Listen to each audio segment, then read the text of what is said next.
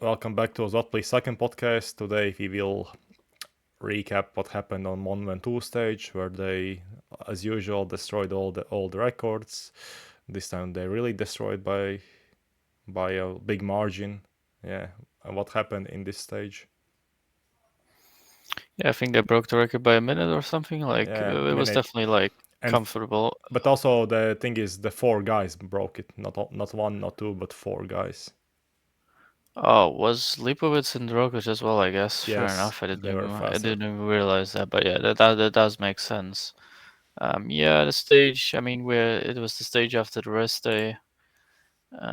Not a particularly challenging profile for the stage, except of course the final 21 kilometers, which are the Mont Ventoux. But until then, as usual on the Mont Ventoux stages, it was completely flat because there's just no hills close to here, no mountains close to this topographically. So,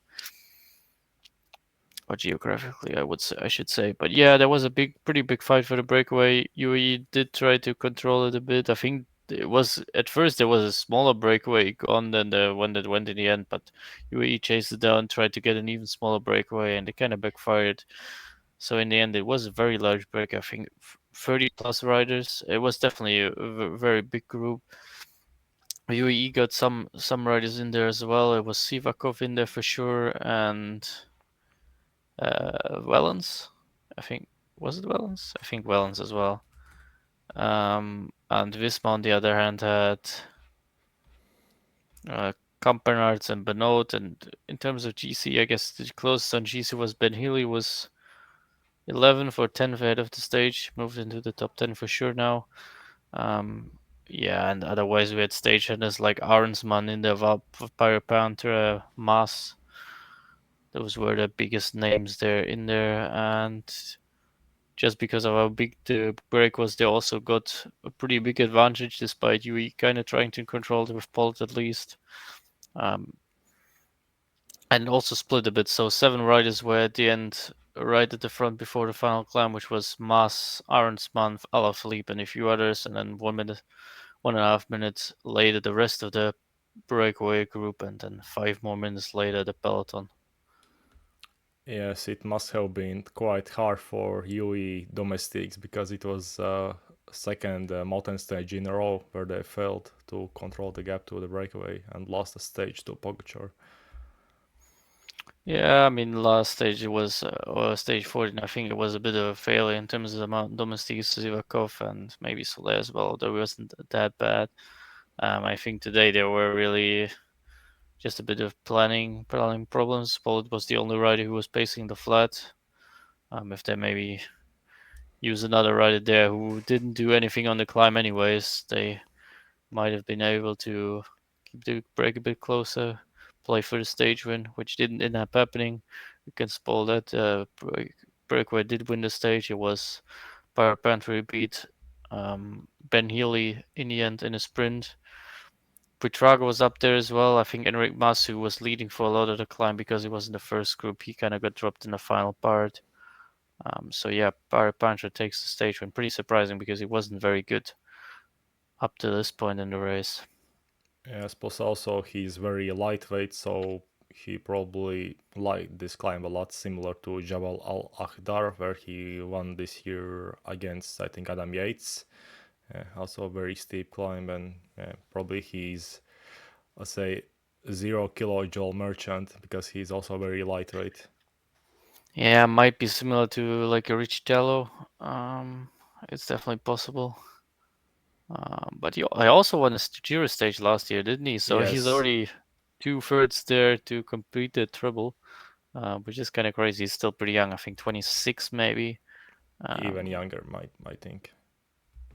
Fair enough. So yeah, definitely a good result for him. Another good result for Quickstep, third stage win for them. Or fourth already. Remco won the time trial, right? Yeah, fourth stage win for Yes. Quickstep. Okay, he's Um, 24. Yeah, he's 24, quite young.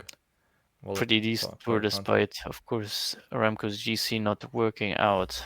Um, yeah, let's talk about the peloton. What happened there? I think the first slopes to the climb, nobody was really pacing hard. I think I saw Akea at the front of the peloton as well for Wokelan. So I don't think it was going that fast until they hit the proper section of the Chalet Renard from Esteve when it got really steep, 9% plus for uh, pretty long duration, and at that point it was Visma who started pacing. Van Aert did a pretty strong job today. I think he reduced the group to maybe 20 riders, also pretty long pull, so he's finding some form in the mountains compared to the Pyrenees stages where he was pretty underwhelming, let's say.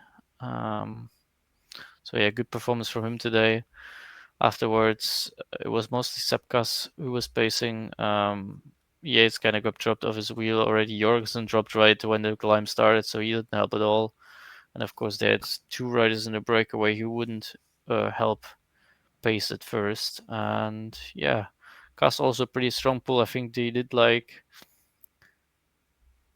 I think in the draft they did like 6.6 watts per kilogram for the first 20 minutes or 6.7. So Kass was pulling for a lot of that part, probably like 6.8, 6.85 watts per kilogram for the first 20 minutes. Pretty good performance from him. Reduced the group to around 10 riders, pretty much just the GC guys. There, nobody. I think Felix Gall was the one who dropped pretty early from the GC guys. That was the only one. And then Jonas attacked off that pace, but really couldn't shake Pogačar at all. Yeah, what a surprise, similar to Plateau de Bale, yeah, where Jumbo-Visma tried everything to test Pogačar. Yeah, I mean the problem is that he just doesn't or cannot get any separation because Pogačar's snap is so much better, and then you have even on a climb like this, you have in a draft maybe like 3-4% advantage that you have to push less to stay in the wheels. So yeah, that's a big advantage for Pogačar, especially when he's completely in defending mode like today. Of course, Visma had the satellites drop back, they help pace a bit. Benoit did a pretty good job. Campernout's a bit less so later on, but yeah, Pogačar. After each of these pulls, I think Jonas tried two big attacks. Couldn't shake Pogačar at all. Pogačar tried to answer one time, which wasn't successful, and for the rest of the climb, he's basically just staying in the wheel the entire time, and then won the sprint in the end. But yeah, pretty unimpressive performance from him, you would say, you think? I mean, usually he had the perfect setup to do a big counter attack and drop Jonas, and I think it was a big surprise to see him not be able to drop Jonas at that point in the race. Yes, because when he attacked with how many kilometers to go, with 3 kilometers to go or Yeah, two, 3 or 2, 2 or 3, he at something like least that. had a small gap on Jonas, but that was because his kick is stronger. Yeah. Yeah, he can sustain the gap, and yeah, he had pretty much the perfect setup for a counter. Jonas was pacing for a long while. The pace was pretty good. Of course, the headwind didn't help, but neither did it help Jonas pulling earlier. So yeah, maybe not the best day for Pogačar that he had so far. Certainly not as strong as he was in the first two Pyrenees days, but of course still very much in control in terms of the GC battle. That's for sure. Yes, and the crazy part is they could have went even faster if their pace would be more consistent. Because with Plateau de Bale, it was perfect setup for Pogačar because he also dropped Jonas, so he could go full gas in the last 20 or how many minutes. And this time he couldn't drop Jonas, so he didn't try in the end. Yeah, I would definitely say like this last 7-8 minutes, maybe 10 minutes, where they could have gone a bit faster at least. They weren't going all out in all stretches of the race, so yeah, could have gone probably a bit faster, 30 seconds, 40 seconds, um, Yeah, how many something watts in they that did? range. Yeah, they did push a pretty good. What's peculiar, of course, like yesterday, the rest a easy stage certainly for Tour de France standards. Tadej Pogačar pushed for 54 minutes 30, which is the new record on Mont Ventoux as well from Bedouin. 6.44 watts per kilogram, which is equal to 663 ASLP. Jonas a bit more, of course, spending less time in the draft. 6.52 watts per kilogram or 672 ASLP. which is of course a high number. But as we said, the conditions were pretty much perfect. We already mentioned this in the preview for this, that we were expecting this to be the biggest performance of the race. I think in terms of pure watts, the pure watts per kilometer has been the best performance, or has In a been road race at better than least. Otakam. Oh yeah, but in a road race, yeah, of course, the time trial was even a bit better in terms of the pure watts. But yeah, I think Otakam was more impressive in the context of what happened. Yeah, because it was also very, very hot and there was a big gap to everyone. Yeah, from Pogačar, yeah, he beat Jonas by 2 minutes, and other guys lost even more time. So, and it was also a shorter climb. Yeah, certainly in terms of the gaps, it was crazy. And I mean, today we saw like everybody was pushing crazy power. As you mentioned after the race day, it's always like this. We often see this in the Giro because there's usually a mountain stage after rest day there, or often at least there's always big watts on these kind of stages, and coupled this time here with an easy stage as well. You saw some big watts. I mean, Roglic again on a not so hard stage. He performed really well again, was the third fastest rider, 655 ASLP just out of Lipowitz, 651 ASLP. Even Oscar only you got dropped by those two in the fight for the podium. Still pushed 647 ASLP. Carlos Rodriguez 645 ASLP. Felix Gall, who dropped 15 minutes into the climb, nearly dropped 640 ASLP. So yeah, as I said, uh, the conditions for this were perfect to drop a really high level performance. And before the race, I would have expected Pogačar to go like over 700 ASLP on this stage, and I just don't think he's at the level that he was last year. Um, so he wasn't able to do it. Yes, because last year I don't know what he would have done in mountain time trial. It would have Yeah, been 730, 720. Like it would have been close to 8 watts per kilo for 20 minutes. Yeah, probably. I think we already talked about this last year where we converted the. It was 7.8, but it was after Plateau de Bale stage, which Yeah, it was how was many Plateau de Bale, and kilojoules? we said like if it was an easier stage, he could have done 8 for 20 converted if it was a 20-minute climb. So yeah, I do remember that. So yeah, we're expecting that level to maybe carry into this year as well. It seems to be a bit lower across the board, but of course today It doesn't pretty matter. decent performance. Yeah, because Yeah, if he it doesn't it does crack, for he will Pogačar. It win. does matter. For the Pogacar, it does matter because the others are like exactly as much worse compared to last year, or at least like Jonas is. I would say. I think And it's they also are like two, also 3% worse on worse. hard stages. Yeah, they finally feel the kilojoules. Yeah, this year Yeah, for some reason. last year just felt like it didn't matter how hard the stage was because Plateau de Bayo was so fucking hard as a stage, and yeah, they still push those crazy watts per kilogram on that stage. Yes, like even Isola on wasn't an the easy stage, especially with the altitude before in Bonnet. Didn't matter there, so yeah, yeah, this even time it stage feels a bit 14 more. was quite hard, but not that hard, and everyone was Yeah, shit. Plata de. The Super Banyeres stage, where Arnsman went Yeah, from breakaway and UE failed. yeah, that was a very hard stage, and it again looked like they maybe weren't at the, or Pogacar at least wasn't at his best on on that stage. So yeah, either it seems that his form has a bit dipped since Otakam, or he's just not as impressive on or not as flawless on the hard stages like he was last year. But of course, for the GC win in the end, it should matter with the advantage he has. Yeah, but again, it matters for his staging record because he has right now 21 stages. Mark Cavendish has 35. Okay, probably he will break it, but with two extra wins from today and stage 14, it will be 23. And you never know when he will become washed. It might become very quickly. Yeah, it's possible definitely if he wants to um, get the record, today would have been a stage way inferior. Should have been able to take the stage win if they had planned it a bit better, maybe the breakaway. But yeah, he has two more mountain stages next week. Maybe on that stage 21 as well with the Montmartre there now. He has it shot there. Although I think it will be pretty hard to drop all the faster guys on that stage design. And also, if he wins, this will be his fourth GC win, so he will be equal to Chris Froome. And to reach the next four guys, he will need to win another race, another tour.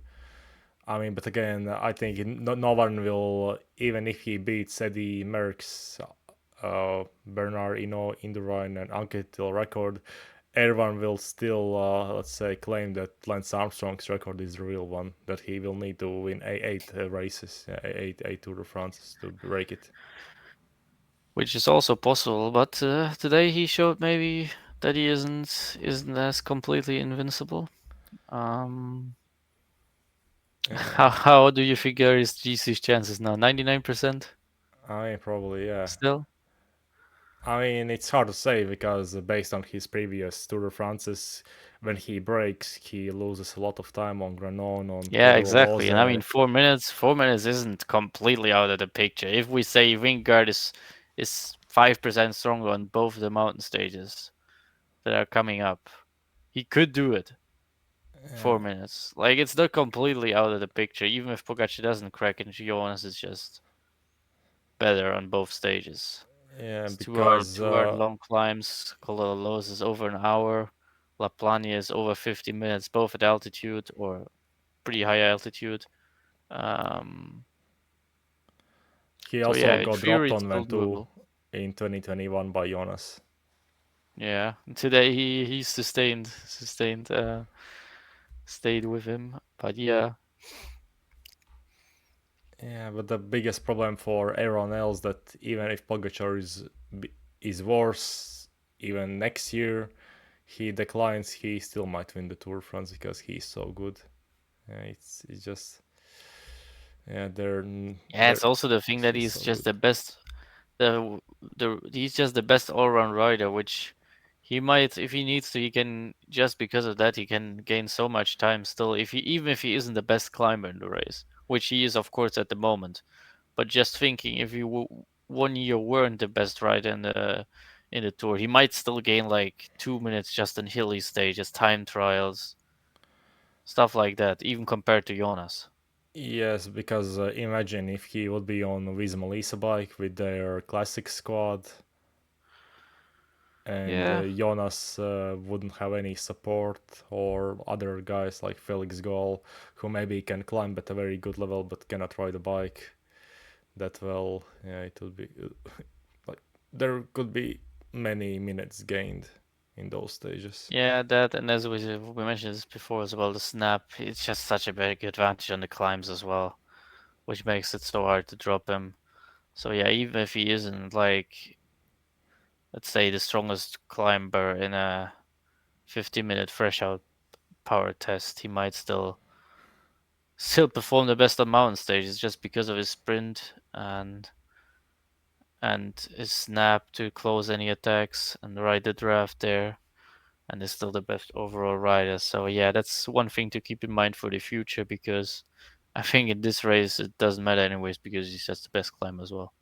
Yes, the drafting influences so much cycling. Especially just how fast they go these days on the climbs. Like today, Ventoux was also like way over 20 kilometers an hour. Yeah, 23. 23.5 kilometers. Oh, of course, it is a bit inflated because the early section, but still afterwards, it's still like way over 20%. Still gain like at least 3% in the headwind section at the end, probably about over 5% just staying in the draft, which is in the margins of cycling, there's just so much. Yeah, let's see what happens in the future because I don't know. Florian Lipovic, okay, he's improving at a fast pace, but he still lost 1 minute 10 seconds today to Pogačar. So Yeah, and they Maybe, could have taken more on him, as we said, if he was actually like the main contender that he had to take care of. Could have probably taken like nearly 2 minutes on Lipowitz, both Jonas and Pogačar. yeah, I already forgot about that. Yeah, that they didn't go full gas. Fuck, it's so crazy. Like imagine if someone would have said in 2021, 2022 that they would break Iban Mayo's record by 1 minute plus, and they didn't go full gas, and it was headwind or not optimal weather too. Uh, uh, I remember we were talking back then about Ruben Guerrero's time on the Ventoux, it's just which was fast like one of the fast or the third fastest road stage time because back second then. was Miguel Angel Lopez. He was also fast in the Yeah, Ventoux 1 day race. yeah, and today 1, 2, 3, 4, 5, 6, 7, 8, 9, 10, 10 riders went faster than Ruben Guerrero did in 2021. So yeah, it's a bit interesting to look back as well. Yeah, It was one of our early podcasts for sure. We definitely yeah, it is did one. 2022. Yeah, Yeah, but what the fuck, man? Like, also the same thing is happening in marathon, but at least there, every Kenyan just test positive for doping. Like yesterday, I think there were news that a guy who broke 5 or 10 kilometers really fast went positive. Then the marathon record holder in women's also tested positive. I think there has been like a positive like 200, 300 Kenyan runners. Yeah, and in cycling, yeah, everyone is negative. Yeah, everyone is clean. Yeah. For some reason. not Yeah. needed in cycling. Also today there was a UCI media press release about Johan Brunel because he was in the Belgian talk show about cycling, Viva la Velo, I think it was called, and for him it's forbidden to be in the race Yeah, territory. he's still banned from the race, right? Yeah, Yeah, he's banned for life. yeah, It's yeah. crazy, yeah, that they just put this press release about him. Yeah, damn, it's just so crazy, man. Like they were so unlucky, the U.S. postal guys, that they got banned for the lifetime. There hasn't been many guys who have been banned, yeah, for lifetime in sports. I think in Was general. was Reese also a lifetime, or did you just get Yes, banned for a few yeah, he years? probably was also banned for lifetime, but then they revoked for some reason because they also took his Ah, okay. Tour de France win. So I have zero fucking clue why they did it, and why Lance didn't. Yeah. Okay, we all know why Lance got his ban because he was a bully. Let's say that. Yeah, but it's funny. Yeah, how they took away Bjorn Reese's win, but still, yeah, then said later, okay, yeah, you can get it back. Yeah. I mean, I don't know if there was an appeal or they just didn't care because it doesn't matter for the PR. Because Ban in race. second place there was Jan Ulrich that year who also got banned. I mean, Also didn't lose his window. it would be so funny to ban every guy until you get to the guy who you cannot ban or who in theory might have been clean in that year. Yeah. I mean, I'm Yeah. looking at that 96 Tour de France, and there's a guy from Australia named Patrick Jonker. Like, I have zero fucking clue who he is, but he finished 12th that year. Yeah, like some random bumps who probably pushed I think 7 he watts got. per kilo. I think he got banned, Bjonker. Yeah, probably because everyone was doping in 96. Ah, no, he didn't get. He didn't get banned. There's not on dopiology at least no entry. So maybe Yeah, he was clean. but yeah, it's crazy to see how in endurance sports they keep going faster. Okay, at least in cycling, I think right now the top guys aren't any faster, but the maybe fifth to 10th to 20th guy is way faster than even last year maybe. Same in women's peloton. Yeah, the overall level just gets higher.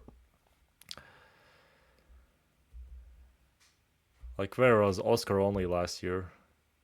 Like, Yeah, did he do a Grand Tour last year? Can't remember. Tour de Can't remember. France, he finished 15th in a breakaway stage.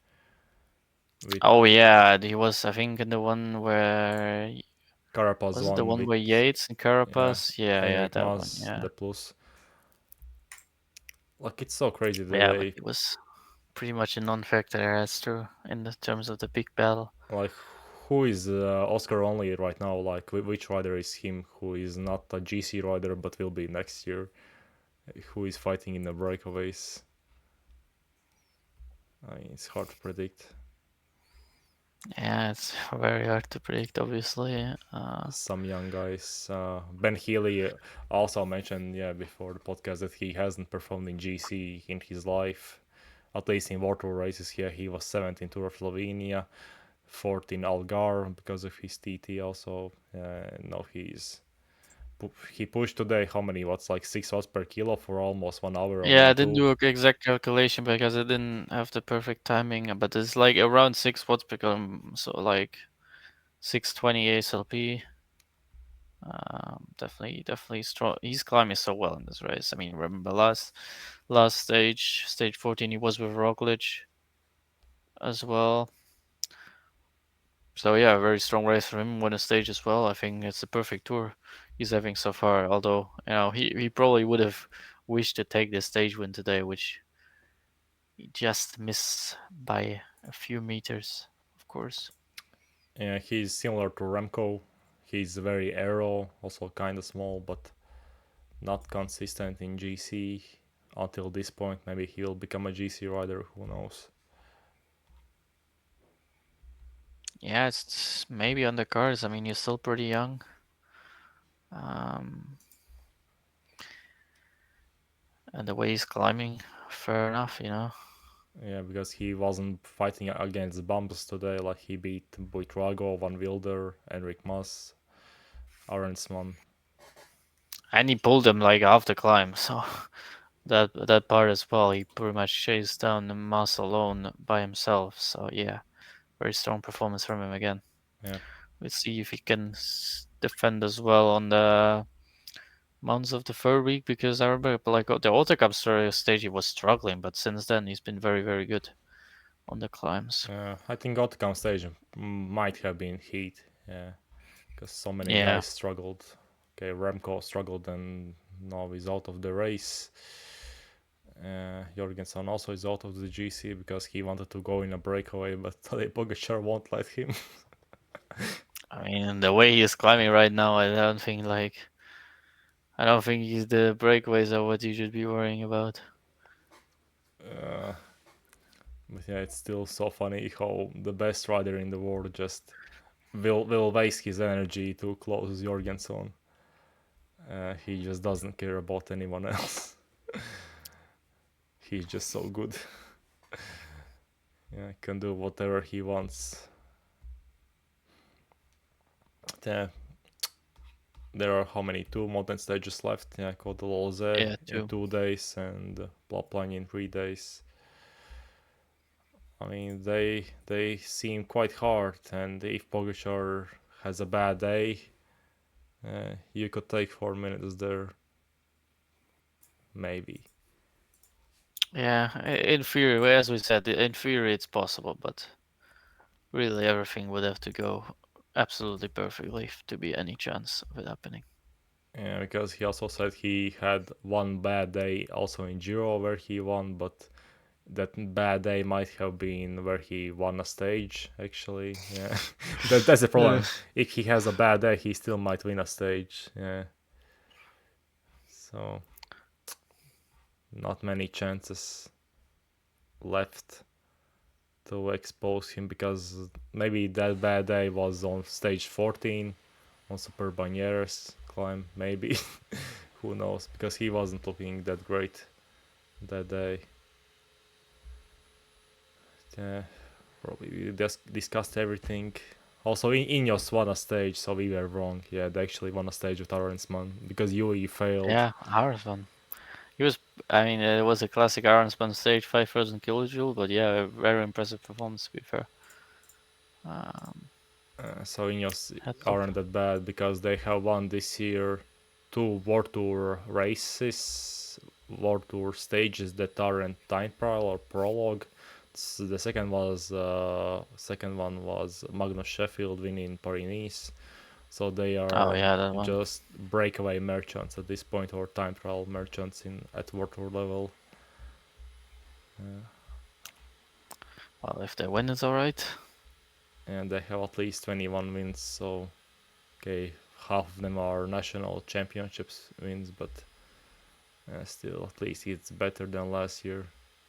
They will also have better riders next year, so they might come back probably.